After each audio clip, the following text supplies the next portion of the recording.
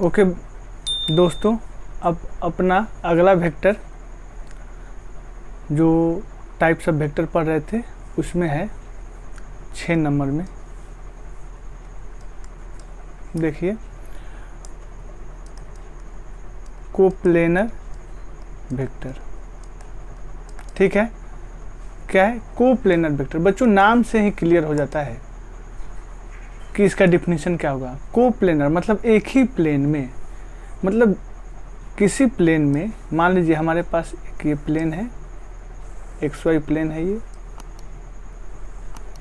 अब इस प्लेन में इधर हम कर लेते हैं X है और इधर अपना Y है, XY प्लेन है, ये अपना Y है। इस प्लेन में हमारा एक सरफेस दिया हुआ है। इस सरफेस के ऊपर जितनी भी वेक्टर आ जाएं, डायरेक्शन कुछ भी हो, समझ रहे हैं, इन सारे वेक्टर को हम लोग क्या बोलेंगे? Coplanar vector. इसे नाम देते हैं vector A, vector B, vector C और वेक्टर डी। तो कोप्लेनर मतलब क्या? एक ही प्लेन में। दूसरी कंडीशन होता है बच्चों, इस प्लेन के पैरेलल जो XY प्लेन है, इसके पैरेलल और भी जितने भी प्लेन होंगे उसमें भी जो भी वेक्टर लाई करेगा हम उसे बोलेंगे कोप्लेनर। जैसे आप समझिए कि अगर ये हमारा एक प्लेन है और जस्ट इसके पैरेलल ये अपना दूसरा प्लेन है, तो इस प्लेन में अगर वेक्टर ए लाई कर रहा है और इस प्लेन में वेक्टर बी लाई कर रहा है, तो वेक्टर ए और वेक्टर बी क्या कोप्लेनर होंगे? तो मैं बोलूँगा कि दोनों वेक्टर कोप्लेनर होंगे। क्यों? क्योंकि पैरेलल शिफ्टिंग में हमने पढ़ा रखा है, इसको उठा के बी वेक्टर को प्लेन ए में ला सकते हैं, या प्लेन ए में जो वेक्टर है जो इसे बोलते हैं हम लोग प्लेन 1 और इसको नाम देते हैं प्लेन 2। प्लेन 2 तो 1 वाले जो प्लेन में वेक्टर है ए उसको बी में ला सकते हैं, बी वाले प्लेन में मतलब प्लेन 2 में, और बी वेक्टर को लेके जा सकते हैं प्लेन 1 में। मीन्स मैं बोल रहा हूँ कि अगर ये हमारा प्लेन ए है जो यहाँ 1 है, तो ये इसमें हमने ऑलरेडी लिख रखा है, आपको दिखा रखा है वेक्टर ए को, तो वेक्टर बी को भी इसी प्लेन में हम लोग शिफ्ट कर सकते हैं। कौन सी शिफ्टिंग करेंगे? Parallel shifting. अगर आप लोग कंटिन्यूअस लेक्चर देखते आ रहे हैं तो पैरेलल शिफ्टिंग के विषय में हमने डिटेल कर रखा है और मैं ये मान के चल रहा हूँ कि आपको आता होगा। ठीक है, वैसे ही और अगर आप बी वाले को लेते हैं, मतलब प्लेन 2 को कंसीडर करोगे, तो इसमें ऑलरेडी वेक्टर बी पहले से है और पैरेलली मतलब बिना मैग्नीट्यूड और डायरेक्शन चेंज किए हुए हम वेक्टर ए को प्लेन 2 में शिफ्ट कर रहे हैं। ये हो गया वेक्टर बी। तो क्या बोलेंगे? वेक्टर ये वेक्टर ए, वेक्टर ए तो क्या बोलेंगे? जब दो प्लेन एक दूसरे के पैरेलल हो तो दोनों प्लेन में जो भी वेक्टर लाई करे, 2, 4, 10 जितने भी वेक्टर लाई करे, उन दोनों प्लेन को एक साथ जो वेक्टर को कंबाइन कर सकते हैं किसी एक प्लेन में और बोलेंगे कि ये दिया गया जितने भी वेक्टर है वो सारे के सारे कोप्लेनर वेक्टर हैं। ठीक है, मतलब अगर प्लेन 1 में बी वाले प्लेन में अगर जितने भी वेक्टर है उसे प्लेन 1 में डाल दूँ तो भी मैं बोलूँगा कोप्लेनर, या प्लेन 2 में प्लेन 1 से उठा के सारे वेक्टर को डाल दूँ तो भी मैं बोलूँगा कि ये कोप्लेनर है। क्यों? क्योंकि इसमें हम लोग पैरेलल शिफ्टिंग कर पाते हैं। ओके, तो अगर डिफिनीशन बोला जाए कोप्लेनर वेक्टर का तो हम लोग क्या लिखेंगे? स्पेस की कमी है तो दूसरे पेज में हम लोग लिखते हैं कोप्लेनर का डिफिनीशन। तो डिफिनीशन का बात कर लेते हैं, तो क्या लिखें कि 2 और more vectors lying in same plane, और दूसरा अभी जो समझाया, और parallel to same plane are called coplanar vectors. समझ में आ गया? अगर ऐसा नहीं हुआ तो अदरवाइज क्या बोलते हैं हम लोग? Non coplanar vector. ठीक है, तो यहाँ पे हम ये दोनों बात लिख सकते हैं, coplanar and non coplanar vector के विषय में हम लोग डिटेल कर लिए। ठीक है, चलिए अगला जो वेक्टर है कौन सा है अपना? अगला कौन सा वेक्टर है जी? 7 में नाम देखिए, कोप्लेनर, और इसको बोलते हैं को इनिशियल वेक्टर। को इनिशियल वेक्टर। अब को इनिशियल मतलब क्या? स्टार्टिंग पॉइंट सेम होना चाहिए। को मतलब एक ही प्लेन में हो, एक ही पॉइंट हो, मतलब स्टार्टिंग पॉइंट हमारा सेम होनी चाहिए। ठीक है, को इनिशियल मतलब स्टार्टिंग पॉइंट सेम होनी चाहिए। देखिए यहाँ पे एक पॉइंट है, ये मैं मान रहा हूँ इनिशियल पॉइंट है, इनिशियल पॉइंट है, और इस पॉइंट से बहुत सारे वेक्टर आप जितना मन करे निकालो। मैंने बोला वेक्टर ए है, ये मेरा वेक्टर बी है, ये मेरा वेक्टर सी है, ये मेरा वेक्टर डी है, और ऐसे ही आपको मैं छोड़ दे रहा हूँ, सो ऑन, जितना भी करते जाओ। ये सारे वेक्टर का स्टार्टिंग पॉइंट मेरा क्या है? सेम है। तो इन सारे वेक्टर को मैं बोलूँगा कि ये A B C D and so on, जो भी वेक्टर आप लिखोगे ये सारे के सारे वेक्टर को इनिशियल वेक्टर हैं। ठीक है, तो क्या इसका डिफिनीशन लिखूँ मैं?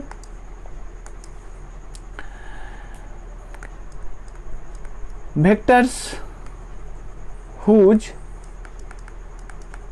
इनिशियल, और इसी को क्या नाम देते हैं? स्टार्टिंग पॉइंट्स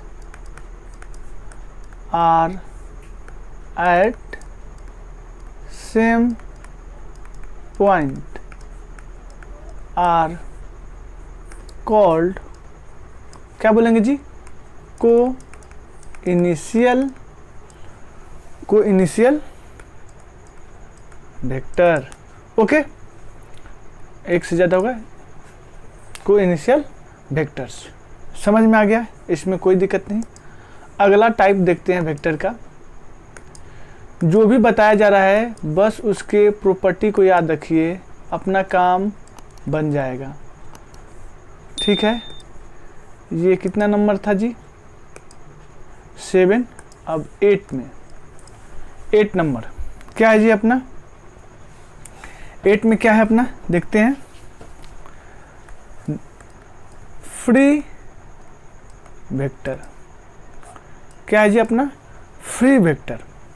देखिए दो होते हैं वेक्टर, फ्री वेक्टर और एक होता है लोकलाइज्ड वेक्टर। हम अभी पहले फ्री वेक्टर के विषय में बता रहे हैं। देखिए कोई भी वेक्टर होता है तो उसकी स्टार्टिंग पॉइंट होती है। अगर स्टार्टिंग पॉइंट को मैं फिक्स नहीं करूं, अगर आप जैसे मैंने ये वेक्टर लिया ए, तो आप बोलोगे ये ए वेक्टर है, इसके 2 पॉइंट है, ये मेरा इनिशियल पॉइंट है और ये मेरा टर्मिनल पॉइंट है, टर्मिनल पॉइंट है। और आपको पता है इसी को हम लोग हेड भी बोलते हैं और इसी को क्या बोलते हैं? स्टार्टिंग पॉइंट भी बोलते हैं। स्टार्टिंग पॉइंट, कोई दिक्कत नहीं है। और इसी को क्या बोल सकते हैं? टेल बोल सकते हैं, जो बोलना है बोलिए। तो देखिए अगर हमने इस इनिशियल पॉइंट को या टेल को फिक्स नहीं किया, नॉट फिक्स्ड, तो सर इस वेक्टर को हम पैरेलल ट्रांसलेशन कर सकते हैं बिना मैग्नीट्यूड और डायरेक्शन को चेंज किए हुए। मीन्स इस वेक्टर को उठाकर हम कहीं दूसरे प्लेस पे इजीली शिफ्ट कर देंगे, यहीं डायरेक्शन मेंटेन करेंगे और यहीं मैग्नीट्यूड मेंटेन करेंगे। Vector A as it is बना रहा। तो क्यों ऐसा कर पाए? क्योंकि इसका स्टार्टिंग पॉइंट को हमने फ्री रखा है या हेड को भी फ्री रखा है। आप इनिशियल पॉइंट पे ही ज़्यादा जोर देते हैं। अगर इनिशियल पॉइंट या टर्मिनल पॉइंट को आप फ्री रखोगे तो हम पैरेलल शिफ्टिंग कर पाएंगे, तब उसे बोलेंगे कि दिया गया वेक्टर मेरा पैरेलल शिफ्टिंग कर पा रहा है, और इस वेक्टर को हम लोग फ्री वेक्टर का नाम देंगे। क्लियर है? तो लिखता हूँ वेक्टर विच कैन बी, क्या कर सकते हैं, शिफ्टेड इन स्पेस। स्पेस मतलब आप प्लेन में चाहे तो भी कर सकते हैं और 3D में चाहे तो भी कर सकते हैं, इसलिए स्पेस लिखा गया। Without changing its magnitude and, जरूरी है सिर्फ मैग्नीट्यूड से नहीं, दूसरा क्या, डायरेक्शन भी। Magnitude and direction is called free vector. और ऐसा तभी कर पाएंगे जब हम स्टार्टिंग पॉइंट को फिक्स नहीं करेंगे। तो मैंने क्या लिखा, vector which can be shifted in space without changing its magnitude and direction is called free vector. मतलब हम लोग शिफ्ट कर सकते हैं, पैरेलल ट्रांसलेशन अलाउ है, तब बोलेंगे दिया गया वेक्टर मेरा फ्री वेक्टर जैसा काम कर रहा है।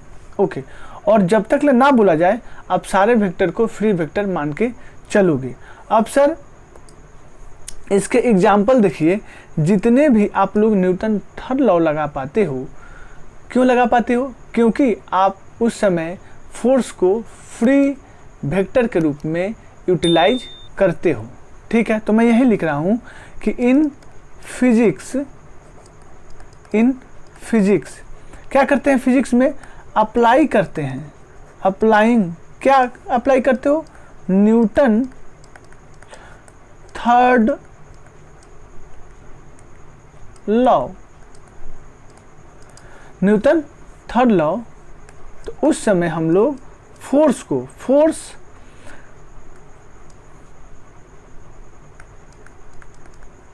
कंसीडर एज, क्या कंसीडर करते हैं आप, फ्री वेक्टर। एकदम दिमाग में फिट रखिए, ताकि जब हम लोग फिजिक्स में जब न्यूटन्स लॉ को पढ़ें तो क्यों ऐसा काम कर पाते हैं। बहुत सारे वेक्टर को शिफ्ट करके एक ही पॉइंट पे मर्ज कर लेंगे, फिर उसे दो पार्ट में तोड़ेंगे। रिजोल्यूशन में पढ़ाऊंगा, रिजोल्यूशन ऑफ वेक्टर। तो ऐसा क्यों कर पाते हैं, उसका रीजन है क्योंकि हम फोर्स को फ्री वेक्टर के रूप में यूटिलाइज करते हैं। ठीक है, अब अगला वेक्टर अपना बात करते हैं। अगले वेक्टर की क्या है, ठीक है, 9 नंबर में अगर सर स्टार्टिंग पॉइंट को फिक्स कर दिया जाए तो क्या नाम देते हैं, उसको बोलते हैं लोकलाइज्ड वेक्टर। क्या बोलते हैं, लोकलाइज्ड वेक्टर। कंडीशन क्या है, बस वही कि आप वेक्टर के, अगर ये वेक्टर ए है तो आप इसके स्टार्टिंग पॉइंट को फिक्स्ड कर दो। अगर फिक्स कर दिए तो इसे पैरेलल ट्रांसलेशन हम लोग नहीं कर पाएंगे, तब इस वेक्टर को हम लोग बोलेंगे लोकलाइज्ड वेक्टर है, क्योंकि जो भी हमने जगह दिया है वहाँ पे ये फिक्स्ड हो गया है। ठीक है, तो इसका अगर डिफिनीशन लिखा जाए, चलिए लिखते हैं डिफिनीशन। क्या लिखा जाए, vector which can not be shifted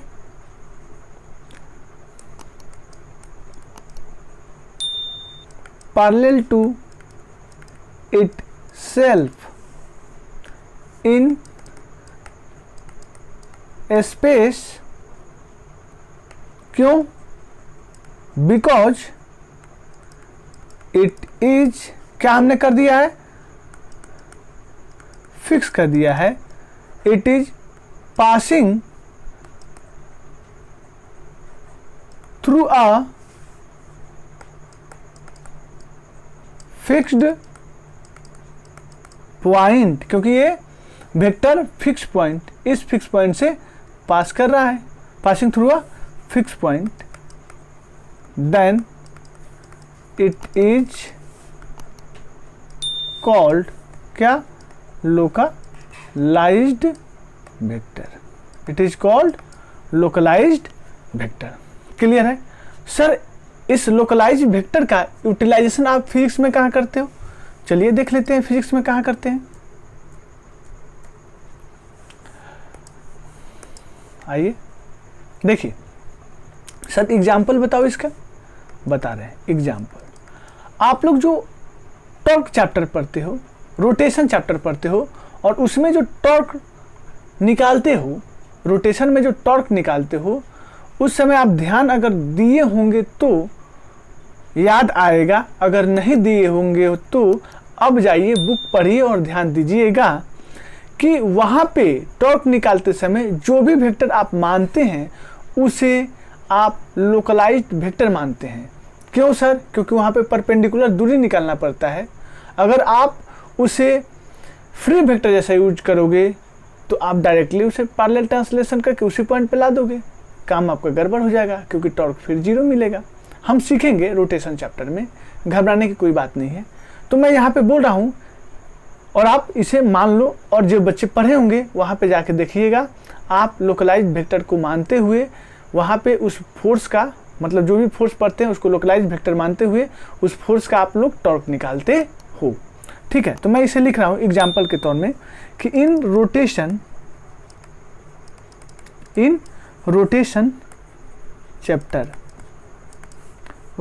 chapter में क्या करते हैं, calculating torque, force consider as localised vector. ठीक है, फोर्स को आप क्या मानते हैं, लोकलाइज्ड वेक्टर मानते हैं। ओके, अब हम लोग नोट पॉइंट लिख रहे हैं और ध्यान दीजिएगा, जब तक ले आपको मेंशन ना किया जाए तब तक ले आप वेक्टर को फ्री वेक्टर मानते हुए काम करना है। ठीक है, अगर क्वेश्चन में मेंशन कर दिया कि दिया गया फोर्स लोकलाइज्ड फोर्स है, तभी आप लोकलाइज्ड वेक्टर का कंसेप्ट यूटिलाइज करना, अन्यथा हमेशा और हमेशा फ्री वेक्टर मानते हुए आप काम करोगे पूरे फिजिक्स में। ठीक है, अगर क्वेश्चन में मेंशन करेगा तो ही लोकलाइज्ड मानिएगा, मैं क्लियर कट बोल रहा हूँ, अन्यथा आप हमेशा फ्री वेक्टर मानते हुए काम कीजिएगा। ठीक है, इस बात को लिख रहा हूँ, अनलेस